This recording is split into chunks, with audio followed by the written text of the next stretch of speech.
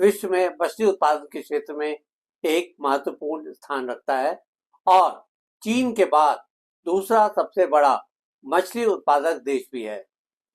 नई तकनीकों की मदद से इस क्षेत्र में आकर्षक विकास हो रहा है। मछली पालन या एक्वाकल्चर और समुद्री मत्स्य पालन से भारत की अर्थव्यवस्था, रोजगार और खाद्य सुरक्षा में बड़ा योगदान मिलता है।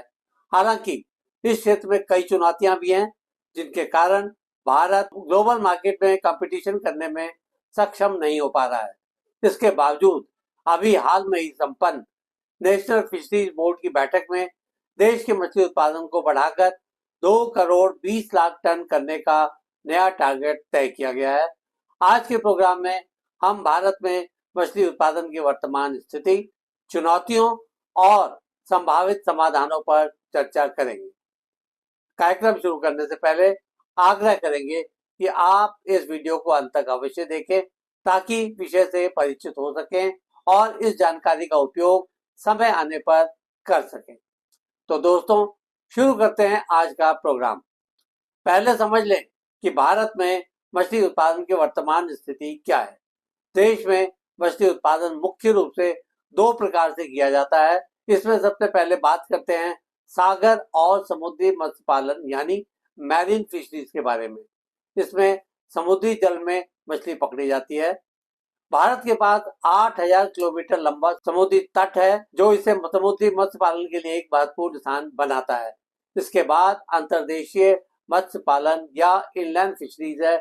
इसमें तालाबों, नदियों, जलाशयों और अन्य मीठे पानी के स्रोतों में मछली पालन किया जाता है। देश में उत्पादन की जाने वाली प्रमुख मछलियों में रोहू, कतला, मृगल, श्रिम्प, झींगा, हिल्सा और कैटफिश शामिल हैं। यहाँ मछली उत्पादन 2022-23 में लगभग 17 मिलियन टन था, जो ग्लोबल फिश प्रोडक्शन का लगभग 7% है। हालांकि देश में मछली उत्पादन तेजी से बढ़ रहा है, लेकिन इस क्षेत्र को अभी भी कई तरह की समस्याओं का सामना करना पड़ रहा है। आइए नजर डालते हैं ऐसी ही प्रमुख चुनौतियों पर। सबसे पहले बात करते हैं बुनियादी ढांचे की कमी के बारे में। देशव्यापी तौर पर मछली पालन के लिए आवश्यक कोल्ड स्टोरेज, प्रोसेसिंग यूनिट और ट्रांसपोर्ट सुविधाओं की कमी है। यही नहीं, उचित बाजार सुविधाओं और सप्लाई चेन मैनेजमेंट की अनुपस्थिति के कारण किसानों को उचित मूल्य नहीं मिल पाता। ग्लोबल बाजार में भी भारतीय मछली उत्पादक compete करने में पीछे रह जाते हैं। इसके पीछे सबसे बड़ा कारण है इस्तेमाल की जा रही मछली उत्पादन तकनीकें अभी भी पारंपरिक और पिछड़ी हुई है। इससे उत्पादन लागत अधिक और उत्पादकता कम होती है। यही नहीं, फिश एक्सपोर्ट के लिए आवश्यक क्वालिटी कंट्रोल उपायों की भी कमी है। इसके साथ ही अन्य देशों जैसे चीन, वियतनाम और नॉर्वे की तुलना में भारत की प्रोसेस फिश कम गुणवत्ता वाली मानी जाती है। क्लाइमेट चेंज और पर्यावरण संबंधी समस्याएं भी यहाँ पर फिश प्रोडक्शन को काफी प्रभावित करते हैं। जलवायु परिवर्तन के कारण समुद्री जल का तापमान बढ़ रहा है, जिससे मछलियों की प्रजातियों पर प्रतिकूल प्रभाव पड़ रहा है। जल प्रदूषण, जलाशयों में गाद जमाव और अत्यधिक मछली पकड़ने से उत्पादन पर बुरा प्रभाव पड़ रहा है। फाइनेंशियल प्रॉब्लम और सरकारी सहायता की कमी के कारण भी छोटे और मध्यम स्तर के मछली पालकों को बैंक से ऋण लेने में कठिनाई होती है। सरकार द्वारा दी जाने वाली सब्सिडी और अन्य योजनाएं किसानों तक सही तरीके से नहीं पहुंच पाती। मछली पालन में कई तरह के बैक्टीरियल, वायरल और फंगल संक्रमण आम है, जिससे उत्पादन प्रभावित होता है। जैविक सुरक्षा यानी कि बायोसिक्योरिटी उपायों की कमी से रोगों का प्रसार तेजी से होता है और कई बार भारी नुकसान का सामना इन मछली उत्पादन से जुड़े किसानों को करना पड़ जाता है। अब इन समस्याओं के संभावित समाधानों पर भी बात कर लें। विशेषज्ञों की राय में देश में फिश प्रोडक्शन को बढ़ाने और वैश्विक बाजार में प्रतिस्पर्धा को सुधारने के लिए कई तरह के उपाय किए जा सकते हैं।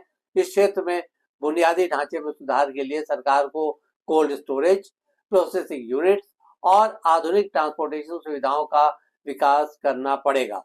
इसके साथ ही मछली उत्पादन केंद्रों के पास अच्छे बाजार और व्यापारिक नेटवर्क स्थापित किए जाने चाहिए। ग्लोबल बाजार में प्रतिस्पर्धा को बढ़ाना जरूरी है। मछली उत्पादन की गुणवत्ता सुधारने के लिए अंतर्राष्ट्रीय मानकों को अपनाना चाहिए। आधुनिक तकनीकों जैसे रीसर्कुलेटिंग एक्वाकल्चर और बायोफ्लॉक तकनीक को बढ़ावा दिया जाना चाहिए। एक्सपोर्ट को बढ़ाने के लिए सरकारी योजनाओं के तहत प्रमोशनल गतिविधियां चलाई जानी चाहिए। टिकाऊ मत्स्य पालन यानी कि सस्टेनेबल फिशरीज को बढ़ावा देना चाहिए, जिससे बायोडायवर्सिटी को संरक्षित किया जा सके। इसी तरह से प्रदूषण नियंत्रण उपायों को सख्ती से लागू किया जाना चाहिए। वित्तीय सहायता और सरकारी योजनाओं का प्रभावी क्रियान्वयन किया जाना सबसे अहम है। छोटे और मध्यम स्तर के मछली पालकों के लिए सस्ते ऋण उपलब्ध करवाए जाने चाहिए। सरकारी सब्सिडी और योजनाओं को जमीनी स्तर तक सही तरीके से लागू किया जाना चाहिए।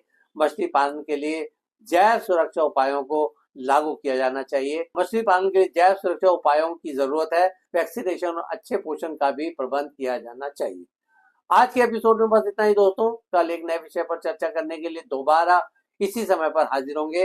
दोस्तों, अगर आपको ये वीडियो उपयोगी लगा हो तो इसे लाइक करें, शेयर करें और हमारे चैनल को सब्सक्राइब करना ना भूलें।